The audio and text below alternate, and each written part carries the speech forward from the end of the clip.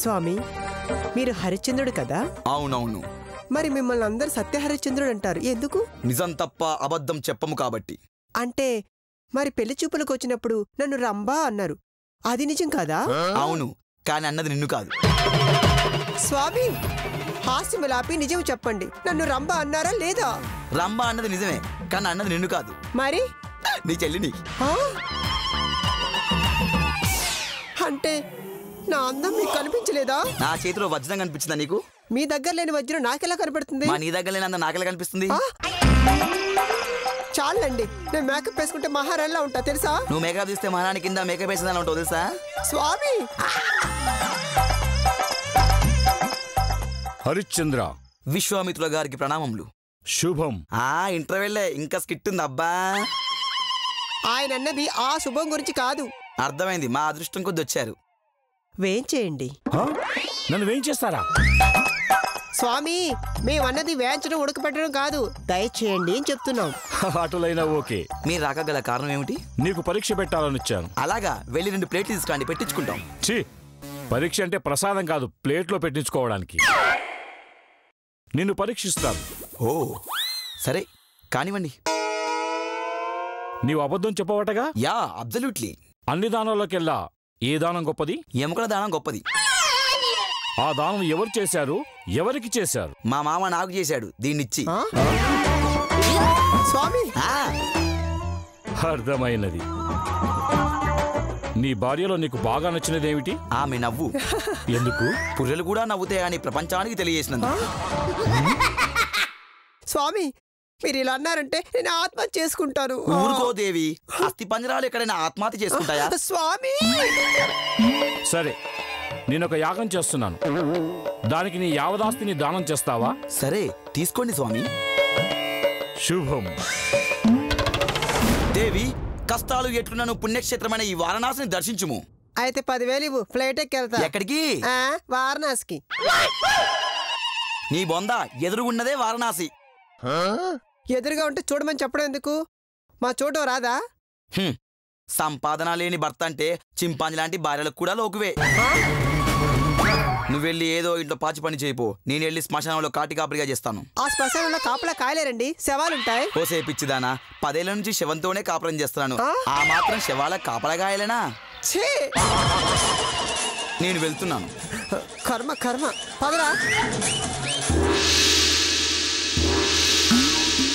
రాజ్యమును సతీసుధులను పోగొట్టుకున్న దురదృష్టవంతుడిని. ఈ శవాలను కాల్చినట్టుగానే ఏదో ఒక దినమున నా శవమును కూడా కాల్చుకుందును.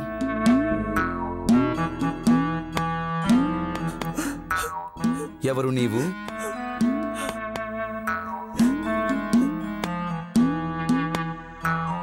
స్వామి, నా బిడ్డని పాము కరిచినది, మరణించినాడు. అయ్యో, బిడ్డ మరణించినాడా? ఈ బాధను భరించుట అసాధ్యము కదూ, ఈ నరకమును భరించుట దుర్లభము కదూ. ದುಬಾಯಲ್ಲಿ ಸೆಂಟೆ ತೆಚ್ಚ, ಜಪಾನ್ನಲ್ಲಿ ಪೌಡರ್ ತೆಚ್ಚ, ಮಲೇಷಿಯಾ ಮೊತ್ತಂ ತಿರುಗಿ ಮಲ್ಲೆಪುಲು ಕೊಸకొచ్చ. చైనా సిల్క్ పంచే తెచ్చ, సింగపూర్ వాచి తెచ్చ, రంగూన్ వెళ్ళి రంగు కళ్ళ జోడు తీసుకొచ్చా. నువ్వు ఇంకేమన్నా చెప్పాలా? ఇంకేమన్నా అబద్ధం చెప్పాలనుకుంటే చెప్పేయి. నేను చూడాలనుకుంటున్నాను నన్ను మోసం చేయడానికి నువ్వు ఎంత నీచానికి దిగజారగలవు అని. ఎందుకు ఆలియా, ఎందుకు నువ్వు ఇలా చేసావు? నీకు తెలుసు కదా, నానమ్మ తర్వాత నీ ఒక్కదానిని కదా నేను పూర్తిగా నమ్మేది.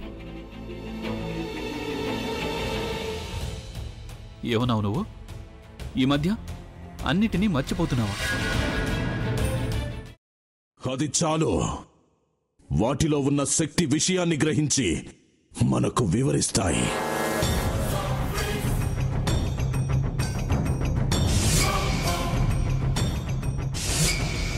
ఎవరు ఆ దండ విప్పొద్దు, గది తలుపులు తెరవద్దు.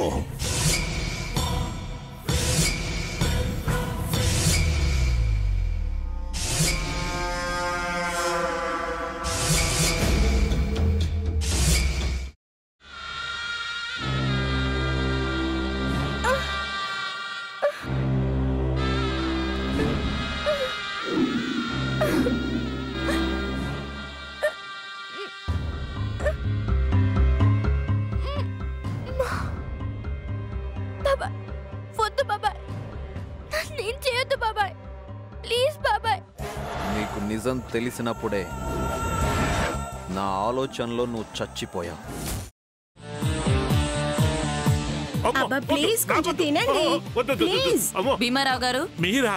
ఇగో మీరా కాదు సక్కుబాయ్. అవును, మీ పనామే లేచిపోయిందని చెప్పి కంప్లైంట్ ఇచ్చినావు కదా. రేయ్, ఆయన కంప్లైంట్ ఇచ్చింది లేచిపోయిందని కాదు, కనిపించడం లేదు అని. అట్లానా? సరే మేడం. ఇడియట్. ఆ వంట మనిషి పేరేంటన్నారు? రత్తాలు మేడం. ఏం పెద్ద మంచి, నీ వంట మంచిని కూడా మేడం అని పిలుస్తావా? రేయ్ హాఫ్ బ్రెయిన్,